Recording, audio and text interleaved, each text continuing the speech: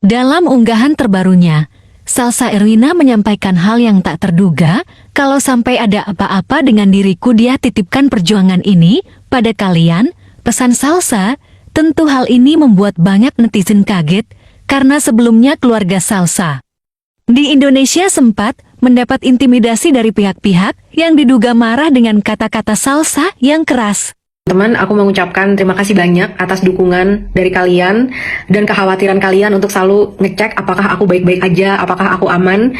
Dan bahkan kadang-kadang kalau aku nggak ngepost story atau nggak ngepost reels gitu ya, teman-teman langsung kayak apakah ini aman nggak? Dan kalian mulai kontak ke orang-orang terdekat aku gitu. Aku merasa sangat terharu ya dan merasa sangat disayang gitu sama kalian semua. Jadi terima kasih banyak atas kasih sayang itu, terasa sangat hangat di hati aku. Hari ini aku udah bertapa, aku udah melakukan meditasi. Jadi biasanya kalau aku untuk menetralkan lagi energi-energi dan lain sebagainya, aku akan pergi ke alam, ke hutan, dan aku akan jalan-jalan, aku akan ngobrol sama diriku dan lain sebagainya. Nah, aku mau sharing aja nih sama kalian gitu dari hasil renungan aku gitu ya hari ini, teman-teman. Kalau sampai ada apa-apa yang terjadi kepada aku titipkan kepada kalian segala perjuangan-perjuangan untuk benar-benar membangun bangsa kita sampai bisa menjadi bangsa yang maju sesuai dengan potensi yang kita miliki. Dan kalau benar itu terjadi, kalian gak usah khawatir, karena aku akan merasa sangat bangga dengan diriku karena aku berhasil sampai akhir nafasku mempertahankan moral-moral dan prinsip dalam hidupku, yaitu kejujuran dan juga akuntabilitas. Dan bahkan saat ini aku bangga banget bisa ikut menyuarakan keresahan-keresahan yang ada di hati kalian, dan aku diberikan kesempatan karena mungkin aku tidak ada di sana untuk bisa menyampaikan suara itu.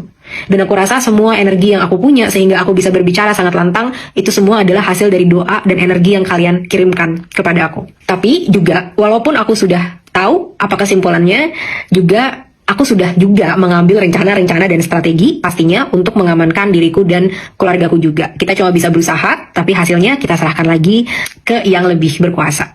Nah, tapi namanya kita sedang melakukan perjuangan, teman-teman. Kita nggak boleh fokus hanya kepada rasa takut dan kekhawatiran dan hal terburuk yang mungkin terjadi. Kita juga harus fokus membakar emosi dan semangat kita untuk menimbang-nimbang dan membayangkan hal terbaik yang bisa terjadi dari semua ini.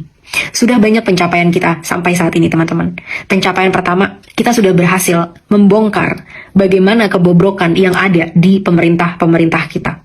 Kita sudah berhasil menunjukkan bahwa segala macam kata-kata jahat yang dilemparkan kepada rakyat itu semua tidak ada artinya, karena dia tidak bisa bertanggung jawab sampai akhir. Dia tidak mempunyai argumen untuk mempertahankan itu, dan justru sampai yang terjadi di hari ini, mereka semua sudah akan merasa kapok sejak saat ini. Kita nggak akan lagi ngelihat ada pejabat-pejabat yang petatang-petenteng, karena mereka akan tahu ada resiko dari perbuatan mereka yang semena-mena terhadap rakyat. Kita sudah menang di jalan sana. Yang kedua, suara-suara yang telah kita sampaikan juga sudah membawa banyak perubahan. Kapolri, Presiden, semua bergerak cepat untuk mengadili oknum yang telah menghilangkan nyawa pahlawan demokrasi kita, Afan. Mungkin pengadilannya memang tidak sesuai dan lain sebagainya, tapi mereka sudah bertindak cepat. Setidaknya. Yes, masih bisa lebih baik lagi, tapi setidaknya mereka sudah bertindak cepat. Ketiga, aku melihat beberapa hari ini pemerintah lebih cepat dibandingkan beberapa tahun ini ya. Karena mulai tuh, oh ya tiba-tiba fraksi ini, fraksi itu menyetujui penghapusan tunjangan-tunjangan dan lain sebagainya. Kemana aja mereka semua? Karena apa? Perubahan hanya bisa terjadi saat terus kita tekan dan ada konsekuensi kalau mereka tidak melakukannya. Jadi, teman-teman, bayangkan kalau ini memang benar-benar diimplementasikan, kita membawa perubahan yang sangat besar untuk hidup kita dan juga generasi mendatang. Dan tidak akan berhenti sampai di sini. Kita akan terus melanjutkannya. Jadi, jangan khawatir. Apapun yang akan terjadi, apapun yang terjadi kepada aku, mungkin atau siapapun, ya semoga nggak keluarga ya, apapun yang terjadi kepada aku titipkan perjuangan ini kepada kalian. 280 atau 290 juta masyarakat Indonesia, lanjutkan perjuangan aku.